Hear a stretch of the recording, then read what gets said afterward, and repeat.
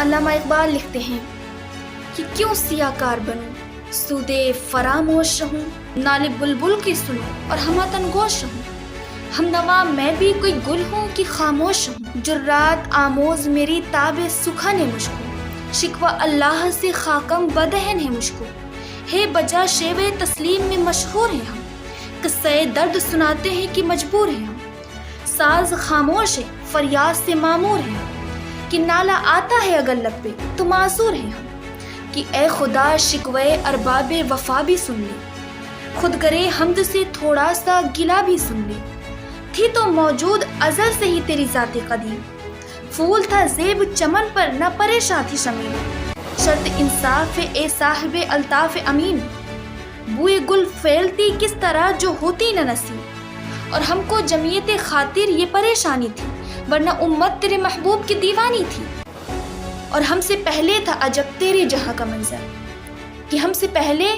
عجب تھا تیرے جہاں کا منظر، کہیں مسجود تھے پتھر تو کہیں معبود شجر، اور خود کرے پے کرے محسوس تھی انسان کی نظر، اور مانتا پھر کوئی اندیکھے خدا کو کیوں کر، اور تجھ کو معلوم ہے لیتا تھا کوئی نام تیرا، قوت بازوئے مسلم نے کیا کام تیرا، اور بس رہے تھے یہیں سلجوق بھی توراقی بھی، اہل چیچی میں ایران میں ساسانی بھی، اور اسی معمورے میں آباد تھے یونانی بھی، اسی دنیا میں یہودی بھی تھے نصرانی بھی تھے، پر تیرے نام پہ تلوار اٹھائی کس نے، بات جو بگڑی ہوئی تھی وہ بنائی کس نے، تھے ہمیں ایک تیرے مارکے آراواں میں،